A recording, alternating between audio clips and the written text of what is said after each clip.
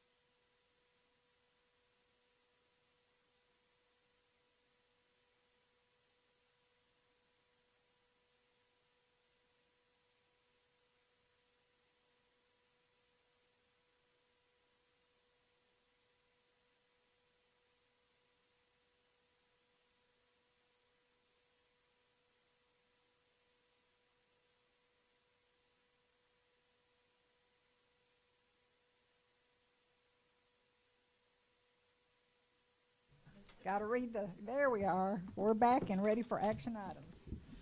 Madam President, Yes. I so move that we accept the employment of personnel. Second. Oh. Moved and properly second. All in favor? Aye. Any opposed? Motion carried. Madam President, members of our Board of Education, the next action item is 4.2, and that's the North Little Rock Middle School Farm Building Proposal Partnership that was presented to you in open session at our last board meeting. Madam Chair, Yes. Everybody Madam- wants it. Madam, I so move that we accept the farm proposal for the middle school. Second. Second. Moved and properly second. All in favor? Aye. Any opposed? Motion carried. Call the And agent. just want to recognize Mr. Clark for being here in case there were any questions. So thank you, Mr. Clark, for being here, and let's get started on our new farm proposal. The last action item is 4.3, and this is the use of early release time for the 2023-2024, and I'll ask my colleague, Mr. Jacob Smith, to come forward and provide just a couple updated pieces of information. One would be the revised calendar, and number two, just to show everyone the results that went out last Friday. Within an hour, we had nearly 1,000 parents respond to that, and I do believe we're nearing somewhere around 1,400 responses from our parents. So we want to say thank you to all of our parents that did respond. Mr. Smith. Yes, sir. Thank you, Dr. Paluski, Madam President, members of the board. So if the board will look at the revised 23-24 draft calendar that's before them, this reflects the removal of the remainder of the early release days. Also, you will notice that that June day that we discussed last time is labeled a blue color for closed to represent the 7 days. That has been cleared with legal and has been changed in this for your guys' approval this evening. Very quickly, so you can see the updated schedule. Basically, it's business as usual each Wednesday for the rest of the year. With that being said, there is a breakdown thanks to Miss Hale and the work she put in with the SIS system, and we went through and calculated all of the minutes that have been banked under the way we are asking the board to pass this proposal this evening. And where we presented about 4.5 days last week, we have received further guidance, and under the waiver of changing to a minute calendar for the remainder of the year, we will actually be able to use our bank time to make up all 5 inclement weather days. So that time is displayed right there in that chart, and so we are able to make up about 5.42 days, which makes up the total of 5 inclement weather days that we have had so far. And then the last item that I would want to display is as Dr. Paluski said, it was our community survey. We had 1,394 responses. We had an overwhelming majority of 83% that was in support of using the early release time in order to make up the days that we have accrued due to our inclement weather. At this time, I think that's a fairly brief overview, but does the board have any questions? Yes. Yes, ma'am. Go back to your calendar. Okay, what about that last line down there, the last little blue? Did those days come out equal that was discussed with the LPPC and classified? Was Yes, it ma'am. cleared? Okay then, because before I had concerns about it, so, but I was just saying that blue and that stuck in my mind. Yes, ma'am, it's been corrected. Okay then, thank you. You're welcome. Madam Chair, I move that we approve had a the question. revised Go ahead. 2023-2024 school calendar and the use of early release time for the 2023-24 school year. Second. Okay. It's been moved and properly second. Do we have any questions? Yes. I was wanting to just reiterate and to make sure as far as what we have done as far as getting the waiver and changing it to the minute face-to-face. For right now, we're good on the days. Yes, ma'am. The reflected date is still the Thursday, which is May the 30th. That is the eclipse day calendar we were under because we pushed it back one extra day. That is still the same. So if we don't have any more inclement weather days, our last day of school with students and teachers will be that May 30th date Okay. that we communicated. Okay, just making sure we're not, that we've absorbed all that back in there. So Yes, ma'am. that's good. That's what I wanted to hear, and to get that out and reiterate that we're, even as far as right now, providing that we don't have any more inclement weather days. Right now. Gotcha. Okay. Yes, ma'am. Thank you.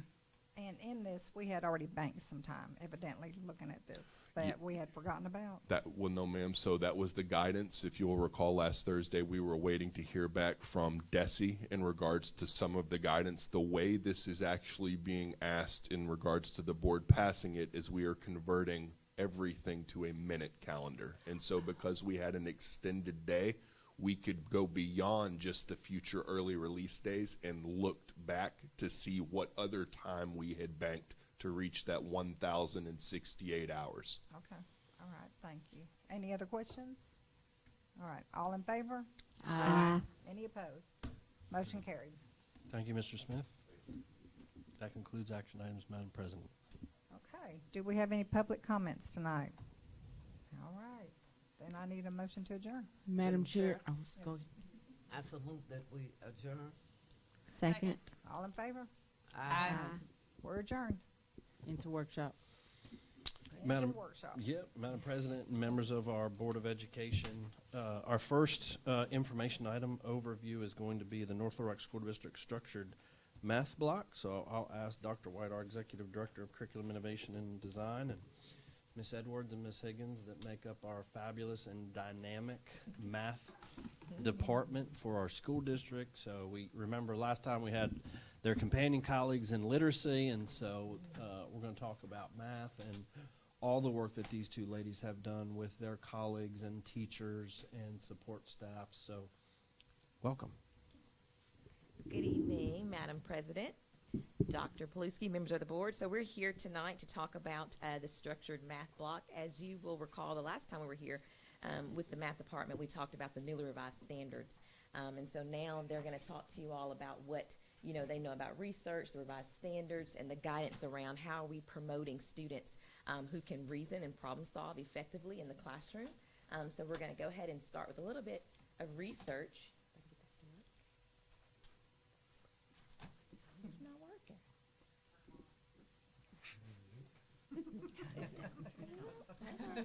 I might need a little technical assistance here. Where Hannah tonight? That works. All right. Thank you.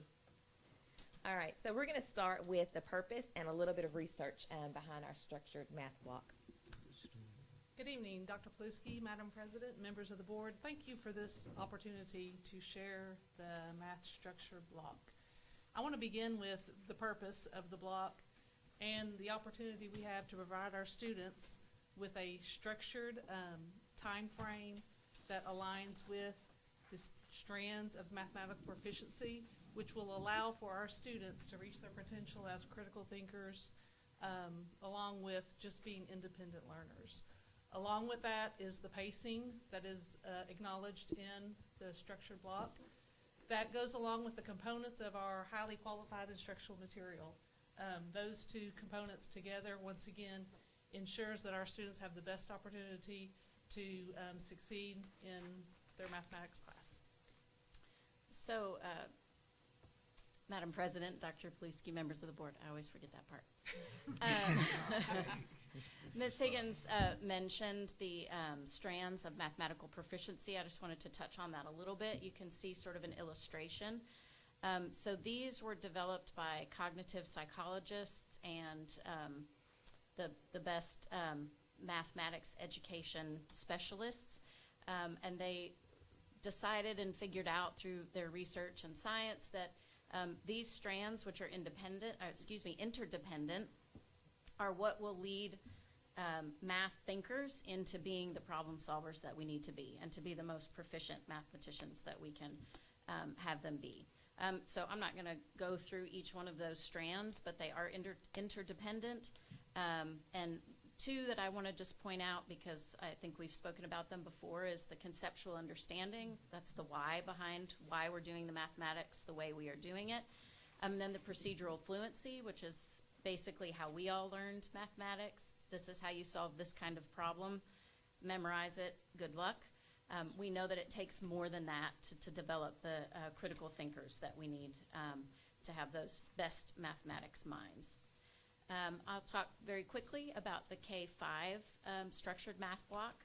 So our high-quality instructional material, our primary resource, Eureka Math, does a great job of making sure that those strands are utilized throughout their lessons. They also provide a minute-by-minute breakdown. It can change and vary every day of the different components of a lesson. You'll see the components of a lesson listed there. That happens on a daily basis. What they do during those components may shift a little bit, but they're always going to practice some fluency. They're always going to apply their understanding from the previous day. They're going to learn new material, practice it, debrief about it, and then the teacher has an opportunity to look at their independent work to see how the learning has progressed. This just gives those same components, but some ideas of some of the different activities you might see if you walked into a classroom during an elementary structured math block. So you might see something like a pattern sheet. So one thing we think about, or at least I did before I started really researching into what mathematics instruction should look like, that fluency means memorizing facts. That's a piece of it, but that's not all of it. Fluency is really about the child's or adult's ability to effectively, efficiently, and flexibly work with mathematics. So knowing which strategy is going to work best here, and so on. And so the fluency activities could include math fact fluency, but it may also be something like a pattern sheet where we're teaching students how to look at patterns they're seeing so they become more flexible and more efficient in their thinking. Just want to highlight one other thing, which is the concept development. That's the actual lesson for the day, the new material being presented by the teacher. And you'll be seeing things like good vocabulary usage, modeling, so the teacher drawing models, the students drawing models themselves to sort of organize their thought processes, and then using those tools that they are learning to apply it to their practice. And as we all know, for the secondary, I have two different math blocks based on the high school meeting on block schedule, and the 6 through 8 meets daily. So I've broken it down both ways. The components within 6 through Algebra 2, 6 through 12 are the same. It's the timing of, depending on, are they meeting every day or every other day with the block schedule. So it involves similar components to elementary. Math is math, different levels, the complexity of the concepts that they're following. But we begin with the warm-up, which could include the math fluency, where we're going to go back and spiral in some of the skills that are necessary for that current content that they'll cover that day. The explore component, and once again, this is for the 6-8. So we're breaking this up into approximately 47 minutes, give or take a few minutes here or there. We do strongly recommend for our teachers that in terms of the pacing, if that is a struggle, to, yes, use that timer as a guideline, and then once we become more comfortable with, just to ensure that we are hitting all the components during each class period. The explore part of the lesson is where we want to spark their interest. We want to introduce some type of application problem, something that's real to them, that they may troubleshoot, problem solve together in groups. And then we get into the actual meat of the lesson, the understand and apply. That could be a teacher direct. It could be a discovery part of the lesson. And that is 20 minutes max in terms of a teacher standing in front of the students. Then the closure, once again, this is day one. So with this, we're halfway through the lesson. And that closure is going to be an exit ticket where the teacher then can take the responses from the students and prepare for the next day, day 2 of that same lesson, which I'll come back based on their responses on the exit ticket, and I'll provide differentiated warm-up based on their performance on the day 1, the introductory part of the lesson. Then the small group instruction comes in with the practice and problem solve. So this is where the students are getting into the work. It could be independent practice. It could be grouped together, pair and share. And the teacher at that time has an opportunity to pull students, the students that she has recognized, he or she has recognized, maybe struggled in day one, and there's something missing in that lesson that they just need that individual small group with the teacher to address that.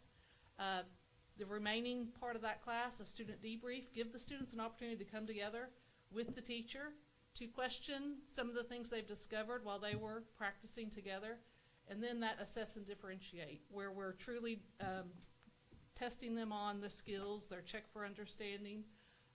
And so that would cover 2 days, typically is one lesson within our HQIM, which is the SAVIS and Vision.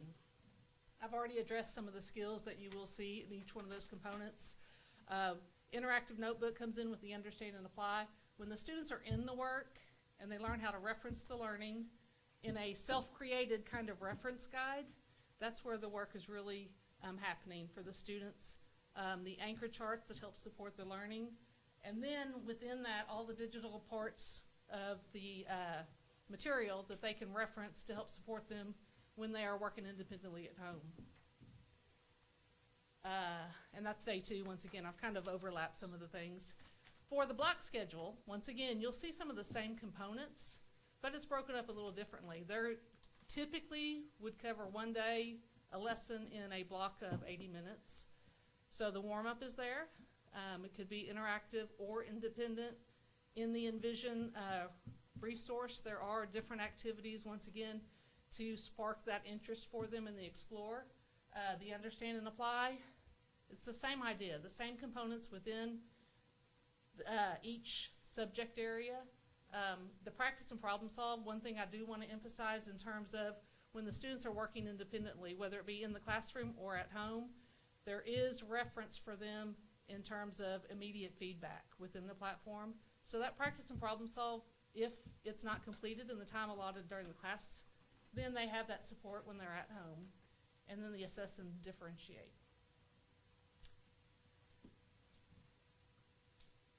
So that was a very quick overview for you all. Do you all have any questions for us? I like that you used the word, earlier you said set the timer if you needed to kind of give you an idea. You know, we've been kind of raked over the coals that, you know, we hold our teachers accountable for doing all these things, but yet it is still the teacher who makes that decision on what is taught and how long they spend on that subject matter. So thank you for stating that, because again, it comes down to the teacher. They are the professional. They have that decision. We do not make that decision for them. We give them a guideline in order to use. So thank you for saying that, because it is our professionals that we hired that make that decision. And that is the teachers that do the hard work every day in our classrooms that I'm so grateful for. So thank you for stating that. Madam Chair, Yes. I wanted to ask you the structure map on block components. Would you go back to that sheet, please, Dr. White?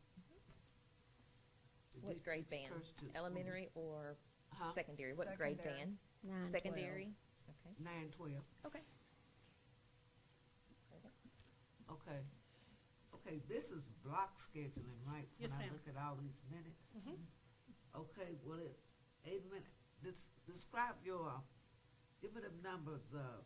I thought block scheduling's only like, how many minutes is block? It's 80 minutes each day. It is 80 minutes. 4 classes, 80 minutes long. 4 classes. Yes, ma'am. In a 8 day. minutes. Okay, that's what was throwing me off in the old days. It can be quite a lengthy time in the classroom Yes. if you don't chunk up That's the right. delivery of the instruction. That's right. And so that's why this is so critical for the teachers to have as a reference, especially for our novice teachers that are coming in and you're still kind of grasping with the lesson planning part of it and then structuring it in terms of a time frame. So like I said, it can be very overwhelming to have 80 minutes, but if you're very intentional with your planning and you break it up into these chunks of time, there's very good instruction and the learning is in place, along with the assessment to then allow you to differentiate based on the student's needs. So the assignments basically will be done in class with 80 minutes, aren't they? To an extent, and that's a little bit of a misconception within Sure. the block schedule, because there still is a lot of things going on within that 80 minutes. So typically you would like for the students to have about 25 minutes, which may or may not be enough time to complete the assignment. But I think to not expect students to have to work outside of the classroom is a disservice to our students also, especially on the block schedule where you're seeing it every other day. So sometimes, yes ma'am, within the classroom. When I shifted from the middle school over to the high school and I went from every day to a block, in my mind I was thinking that very thing in terms of, well, you can cover a lesson and then you have the rest of the day, the rest of the class period to complete the assignment. But in terms of the amount of material that you have to cover, it has to be a pretty Basic. quick paced and not rely just on classroom minutes to complete the assignments. Well said. Madam Chair, may I ask another question, please? Certainly, go ahead. Absolutely. Okay. Now, how is it going as far as our math teachers? Is there a shortage like we would have, or any capacity? Because I know you all have an excellent program printed out, but as far as our maintaining math teachers, how is that? I am thrilled to say at this moment that each campus at the secondary level is fully staffed. We went through a period at the 7-8 campus. Yeah, absolutely. At the 7-8 campus where we were one teacher short at the 7th grade level. And so they kind of had to absorb the need, to teach our students. But in November, they hired another teacher. At the high school, we're fully staffed, COE. So right now, as long as we can hang on to those math teachers, and that, with the support of each other, the teachers and what they do in the PLC work and the collaboration, along with support outside of that's provided for our teachers, that's our goal, is to hang on to our teachers and help support them in growing in their profession. Madam Chair, yes, another question, please. Yes, go ahead. Now, you almost out now. How much time do you How she do me spend the last one? in buildings? This is a concern of us as board members. How much time, you're not a facilitator, what is your proper term? that I can Coordinator? address I'm you? a coordinator for secondary math, so there's 5 campuses that I support, 6th grade, 7-8, high school COE, and the academy. And typically, it is my goal each week to attend as many PLCs as I can just to help support the work or just to be a part of the work. There are often times where I'm asked to come in and talk through a specific, maybe it's a component within our resource. So right now, we do have support schools that we are assigned a little more specific duties. So I spend a lot of time on the 7-8 campus along with the high school in supporting the Algebra 1 group. I can't put minutes to it necessarily. I would say a couple of days at the 7-8. Overall, if you look at the week, the different minutes, I hop around quite a bit. So on average, for the 7-8 campus, I would say 2 days a week. And the high school, once again, once I attend the PLCs and the extra PD and so forth, probably a day. And the same for the 6th grade campus. Very good, thank you. Very I good just want to report. add, Ms. Williams, not only do they support with instruction and planning, but I've been on bus duty, and they're standing right there at bus duty at the 7th, 8th, or they've been at lunch duty. So it's beyond just instruction, and I want to, and your colleagues as well. I do want to recognize them for that of the support. Dr. Hooper does a great job of making sure we marshal all of our resources. Okay, and I thank you so much for being a team player, because it's so important, and for what Dr. Pulaski said. I just want to thank you, and I'm just happy about the accountability of your job. Absolutely, absolutely. We couldn't do it without them. Okay. I've heard of Eureka Math and ZERN, but I wasn't familiar with Savas and Vision. Is that something new, or is that something you've been using at the secondary and I just We've never been had heard using it? it, started actually back in COVID. The 7th grade at the middle school adopted it as when we went virtual because of the digital platform. We were using Holt at the high school, but about 3 or 4 years ago, we decided that if we're using it at the 7th grade campus, the 7th, 8th grade campus, to grandfather it into the high school, to have that common resource. So I would say, and then this past year, we included the 6th grade campus. So I'm excited about the fact that we now have that common resource, 6 through 12, where the students are familiar with it.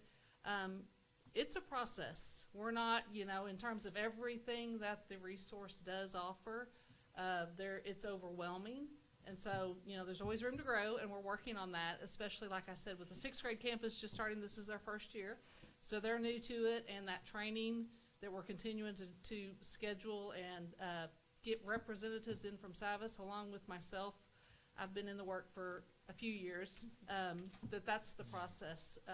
It's a Pearson product. You're probably familiar with Pearson, but it's a byproduct of Pearson.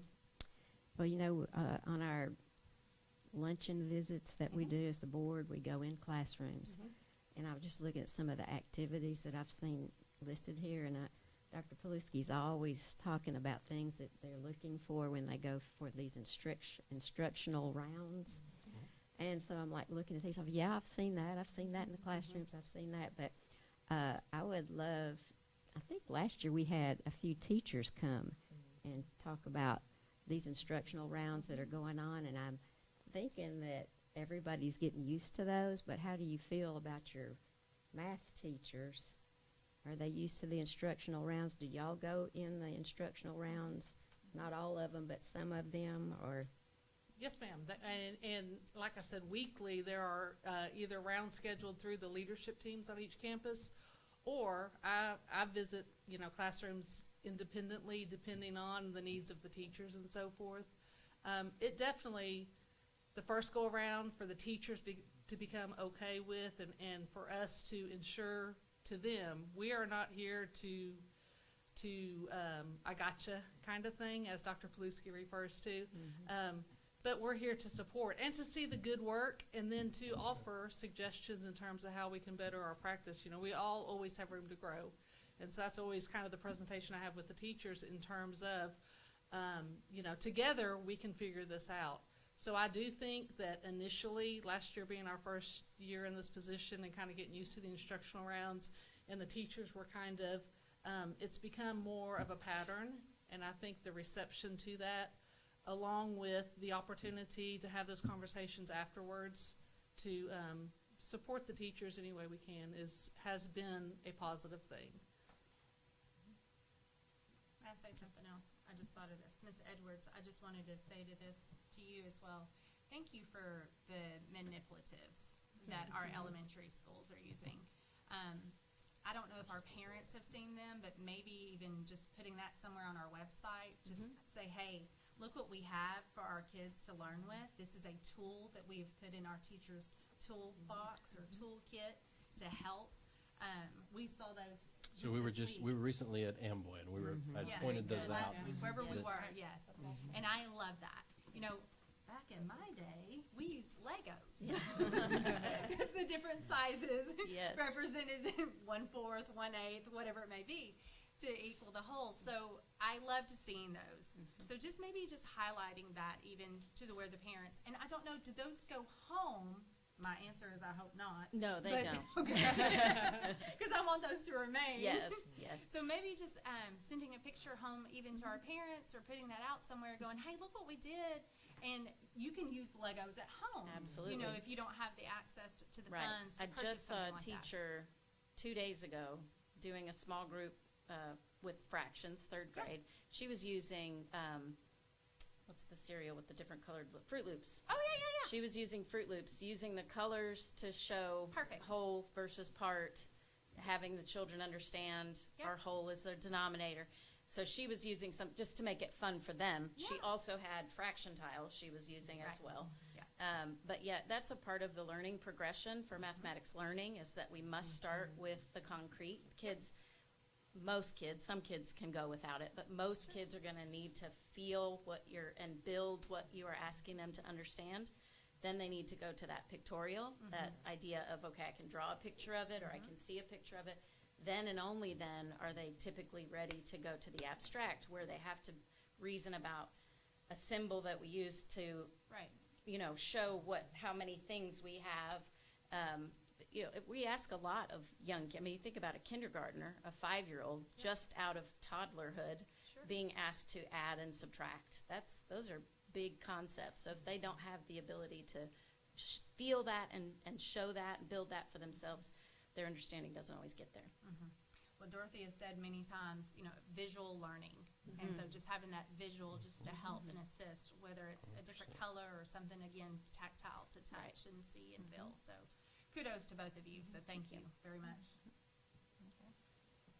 Any other questions? I had a quick question, and this may be more on a building level or administration in day-to-day school question, but I was wanting to know, I just kind of thought about this, if a student does need like extra support as far as in their math, are they still doing like those tutoring sessions after schools as far as 6 through 12? Or do they still have access to that? At the 7th, 8th grade campus, they do not. I do know at the high school, they have on Tuesdays and Thursdays, I believe Dr. Grady is the assistant principal that is over the tutoring program. I just met with the COE this afternoon in a PLC, and Mrs. Daniels was mentioning on Tuesdays and Thursdays, she's staying after school on her own, 4 to 5, and have begged her students, basically, if you need the extra support to come in. And so she mentioned, like I said, we just had this conversation that she had 10 students stay the other day, and she was excited about that. And I know just from the past, in terms of that opportunity for students to come in one-on-one and to build their confidence in math, and then it carries over to the classroom, is phenomenal in terms of seeing that excitement to come in the classroom because they better understand what's going on, and then they're going to share with their peers. And so that's good work that's going on. And then to ask a question from there, is that being communicated to like make sure that parents know that that resource is available? Because it makes me just go back and think about those videos you see on TikTok where it Johnny had 5 apples, Absolutely. So, and to make sure that that's not causing stress at home if they need some extra support or whatever. So to make sure, that is communicated and over communicated, and just know that that's a good Absolutely. resource there. And that's definitely one of the main things that, I can't, when you get into the upper level math especially, I just can't help them at home anymore. Right. And so that opportunity to share, even within the school day. At the high school, I know they utilize the flex period for students to come in and get some independent support. But I totally agree with you in that, in terms of communicating with the parents and with parent-teacher conferences coming up, that definitely needs to be in the conversation for our students that are struggling in math, that those added opportunities are there for our students. And then to follow up on that, why is it not like in the 6th, 7th, 8th campuses? Like, is it we just hadn't had anybody to step up and say, hey, listen, I'll do this? Or it's been a strong conversation at the 7-8 campus specifically. Last year, our MCL for math really, that was on his forefront, but it was having the support to facilitate the tutoring program, the cost involved, and so forth, so on. So it never took place last year, and that conversation, they're building it into their schedule. They have the Wildcat Academy, which is a study skills class for math. So the thought being that if we can add that support during the school day, it's going to be most impactful because the students are there. But in terms of campus by campus, it's dependent on the teacher support to provide that opportunity. And it didn't take place at the 7-8. Okay. But yeah, I just, even if we can get that out and make sure it's communicated, that we, Absolutely. especially 9-12, that, your student has support as far as math. Yes. Yeah. Thank you. One last question, Madam Chair. Do you have any kind of bonding that those math teachers can get together, share ideas? Do you all have that? In terms of Team building. Oh, absolutely. Through PD and PLCs. through the PLCs. The Yeah. PLCs, they have scheduled once a week that they meet as a team. And that's the collaborative time that they Okay. have to share, okay, what content's coming up, what lessons do we have? And going into the work, we have specific teams that everyone has their strengths. And so I can speak to geometry at the high school, for example. I was in their PLC yesterday. And they have one teacher that's dynamic with the activities and the games that are provided. And then another teacher takes another role in that lesson planning. So that team building in terms of, you don't want to leave it with the same person, and so they build each other up in terms of the conversations. You have the experienced teachers that have a file cabinet full of tools, and then you have that novice teacher. So through that sharing of information, then it doesn't matter what teacher you have in geometry and algebra and math 6, that we're all doing the same thing. Thank you. We still want the autonomy within the class. We still want our teachers to do what they do best, but at the same time, give our students access to the opportunities to succeed. So that's where the collaborative part of the PLCs come in. That's very good. What do you have to say? One of my mentor something. teachers, when I was training to become a teacher, said, being a teacher, you're on an island. So you are alone in a classroom with children all day long, no adults. PLC, in my opinion, is the answer to that issue, because it is a professional learning community. So then I can get together with either vertically with, like at a campus where at elementary, you have a 4th and 5th grade teacher who only teaches math, so they're literally an island, but they can get together and talk about what you're doing in 4th grade, how that impacts what my students are being asked to do in 5th grade. What I know that they are going to need in 5th grade can help, drive what I'm going to do as a 4th grade teacher. Without the PLC, that didn't happen unless you just happened to have a team of teachers who took it upon themselves to do that. As I witnessed today, I'm just going to make a shout out to the kindergarten team at Lakewood Elementary. Oh my goodness, they are phenomenal. They meet every single day together. That's not mandated by them. They meet during their planning time, during their PLC, and after school on a daily basis, go over what happened that day, how they need to adjust for the next day, and their scores are through the roof. I mean, those are just the 3 most dynamic teachers together in a team. It is like poster child for PLC and how it works. Thank you. Awesome. Oh, that's our next feature, A school you just spoke about. Yeah. They're You know, on the the rise. one that's a B School and on the then rise. rated A. Yes. School yes. on the rise. With that work, they will get there, no doubt. Yeah. 100%. Awesome. Very good. Thank you, Dr. White. Thank you, ladies. Thank you. Thank you. Thank you. The last information item we have is,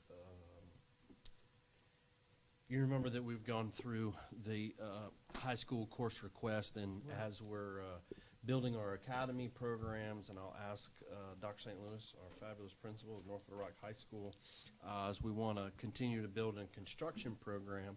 So we have to be able to have board approval, be able to do that. So I welcome Dr. St. Louis to give us a high-level overview.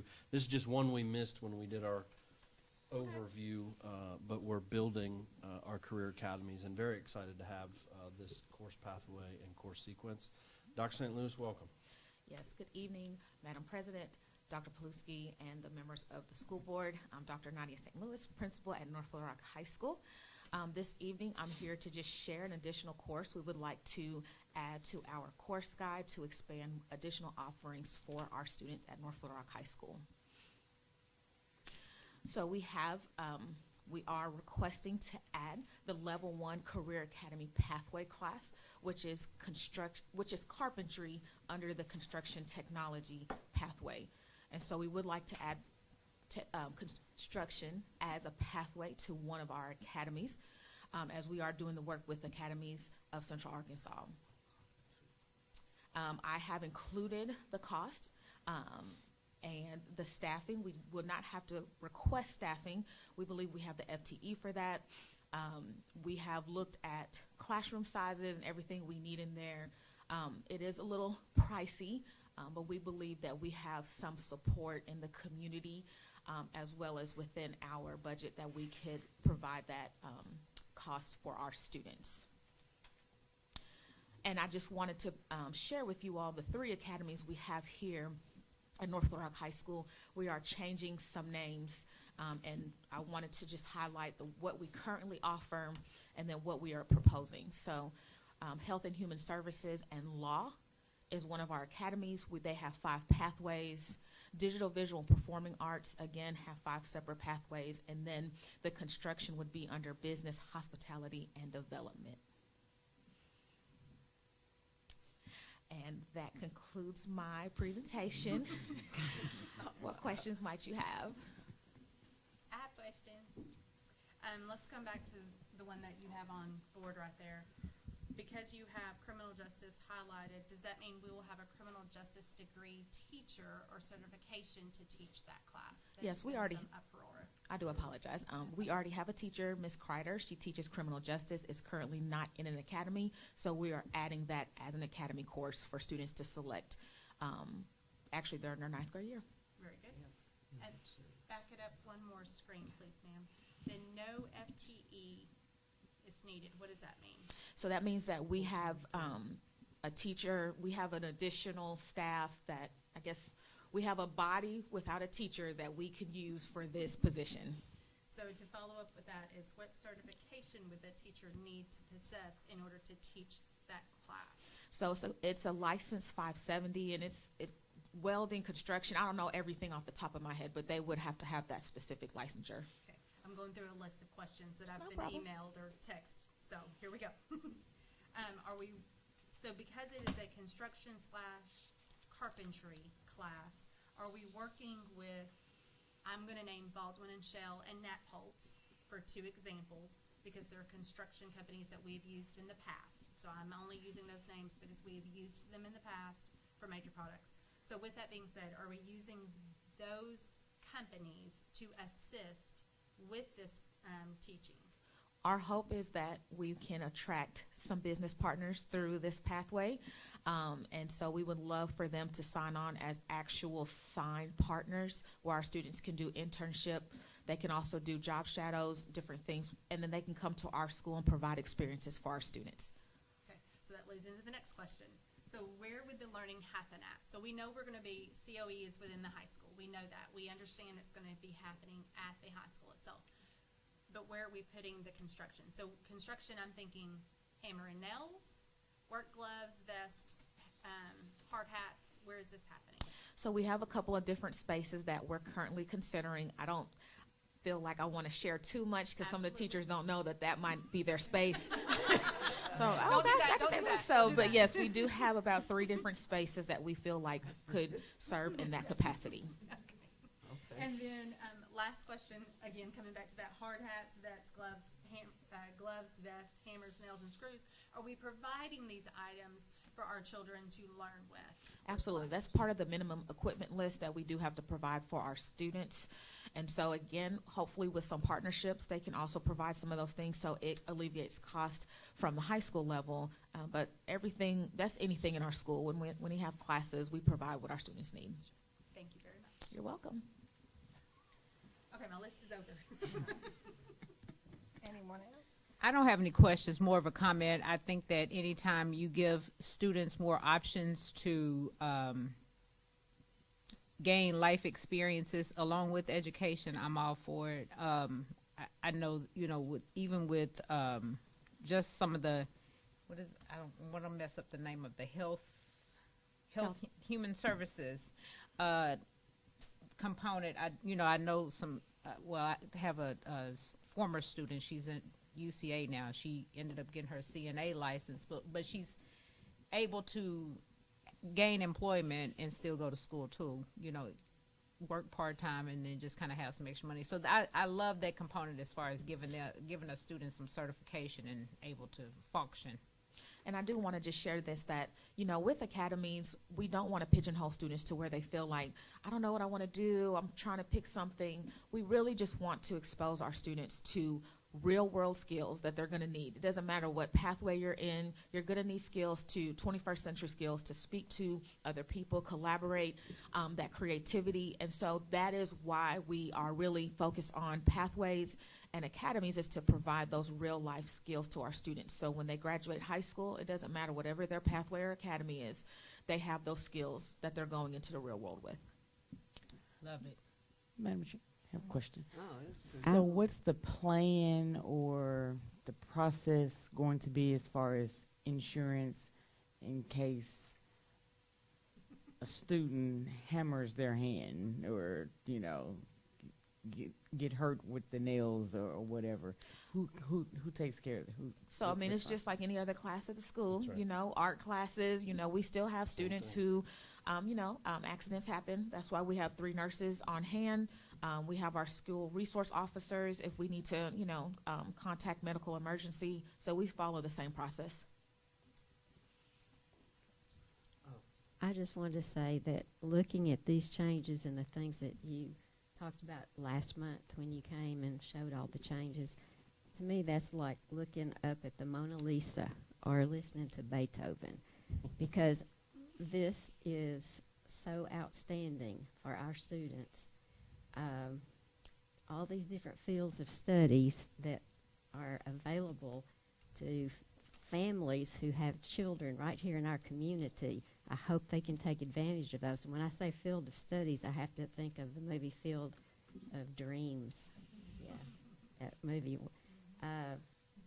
Because we have a field at the middle school campus that's a farm, and it's going to play right into this too. So just build it and they will come. That's what they said in Field of Dreams.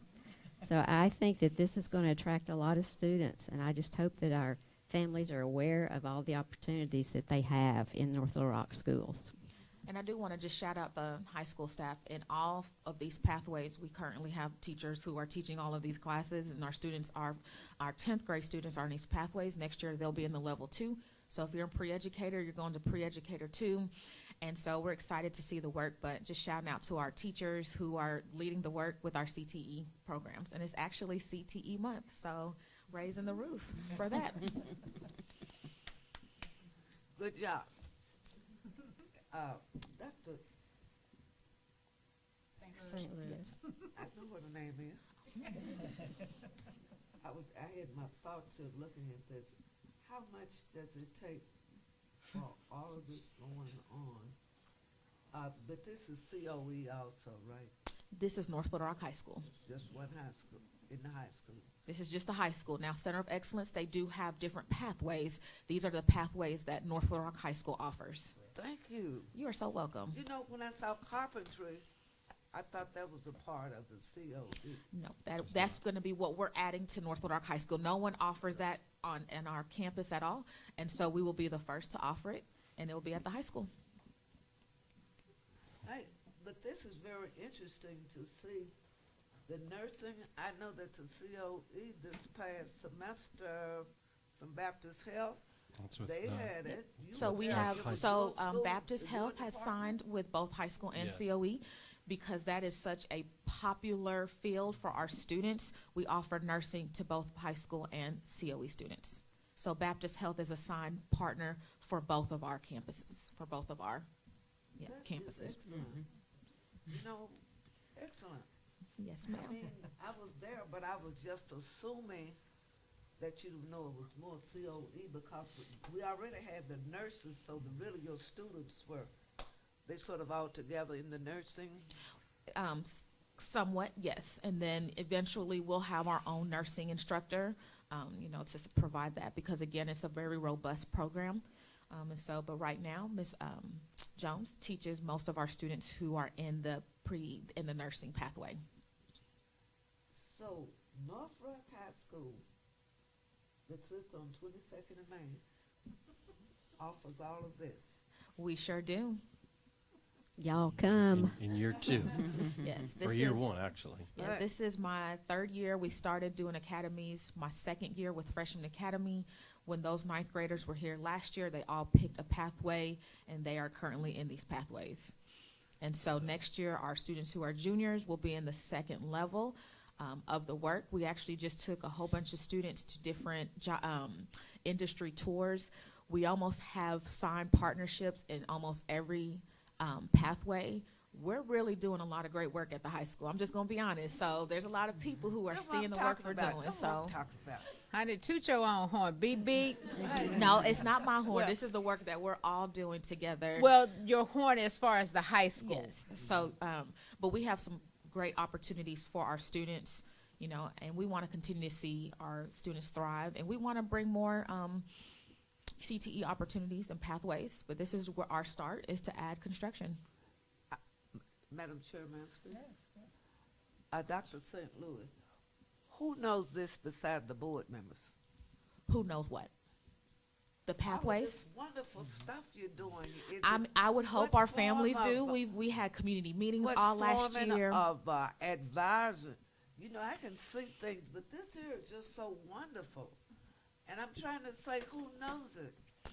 I mean, what kind of marketing has been done about this marvelous program we have going on? I need to know. You're looking too, Dr. P. Tell me about it. Well, the connection I want to make, and if you picked up on some of the words that she's talked about, and underneath all of this, with every single one of her pathways, as she mentioned very well, it's industry partners. She just talked about getting kids out. You'll often be at the high school where they have industry professionals coming in and guest speakers talking about that. I say all that to say, at our next board meeting, we're going to give you an update on E4. If you remember, she talked a lot about exposure. In the LEARNS Act, Section 18 talks about career diploma under the LEARNS Act. And what we're going to try to tie in, and I think this is why this is important, because you're going to see what we're already trying to do in elementary school, how that ties into middle school, and how that directly feeds right into what Dr. St. Louis is sharing right here. And I just need you to think about, just remember this conversation when you think about what we're trying to do in elementary to get to. Oh, I have no problem with that, Dr. P., and thank you for saying that. But my thing I'm saying is such a joy to hear all the things that are going on at the high school. And I heard everything that you said. I was asking you as a board, as a district, the marketing aspects of it to let people know Norfolk High School is doing very well. That was my presentation. I heard what you said. I'm talking about what Dustin Brown Barnes can be doing. Sure. Because that is fabulous. Never in the history since we've been in this district have we had so much. And I'm excited about it. But I want other people to know about it so we get some more students up in here. Yes, Up ma'am. in And here, I will just up add too, in we here. do have a lot of marketing materials. You know, how people access them might be different, but we do have the Academies of Central Arkansas website. People can go visit and see all of the surrounding schools, high schools that offer academies and the pathways. We have one-pagers for each one of our academies. We've branded our schools, so if people come in and tour. So we did community meetings last year at almost 4 elementary schools and the high school, a virtual meeting to share with our parents about academies. So the information is available, you know, for people to access. You know, of course, we can always do more to get that out there. It wasn't about you, Doctor. You're doing an excellent Oh, job. okay. as I just wanted to principal. tell you what we had going on. You can't do everything, okay? Yes, But ma'am. what I would like to say, I'd like to see our name in the AY book that I saw another district had a whole page telling about our programs, and we are to be commended, Dr. Pulaski. We are. I'm excited. I mean, God, is this Norfolk High School on 22nd and Main? It's all coming Yes, And I welcome it you all is. to come visit our classrooms and come see what our students are doing in their pathway classes, their hands-on experiences, and even in their core classes where they're teaching through the lens, and our teachers are doing teaming and working really well. I went to the fire team today, which is one of our 9th grade teams. We did some student intervention, so I feel like academies are going well. It started off a little rocky, but they're going well this year. I'm excited Okay. for the new change. Very good. Madam Chair, thank Well, you. I also wanted to add, let's not forget NLRTV. Mr. Sell does a great job, and those students that we all know that they publicize. I'd also like to make a plug, if you've not been to the North Little Rock High School Library, Dr. St. Louis has created the first career center where all of these and the school counselors, it's right around the corner where they have access. They can look up colleges, they can look up careers, get help with FAFSA forms. So just another layer that ties into the work. And we just put up a job Oh, board we so went there, students can Dr. find jobs and connect those to their pathways. So y'all come on by. We've got a lot of great things that we've got going on at the high school. We're really excited. Okay, cause Miss McLean and I did go to your career center one You day. did. You came to our opening. And I hope that they'll maintain open so that we can come again Absolutely. at any time we have. We volunteered because we realized the importance of those students really trying to get resumes together, financial aid, whatever. So you're on point. Thank you. And thank you. That's all we have, Madam President. All right.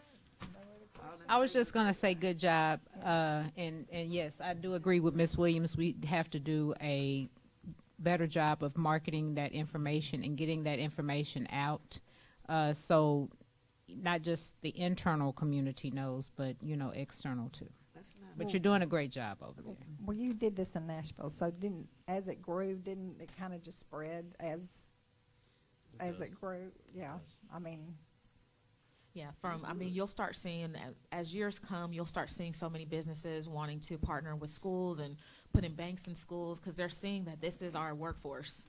So this is where they need to get the students, and so they're going to see a lot more. I do think we're miles ahead of where a lot of other people are. And so, I'm just really excited about the work. But it just keep growing, especially as more businesses are engaging. We signed several partnerships. We actually just met with a business partner today. And they're super excited. It's actually a partner that we already have, Dave Creek Media, and they're like, we can do any of your marketing and branding for free because they're one of our partners. And so that's really exciting. We like free. That's it. Time to yeah, go. Anything well, else? thank you Thank so you, Dr. much. Lewis. Thank you, Dr. St. Louis. Absolutely. Thank you.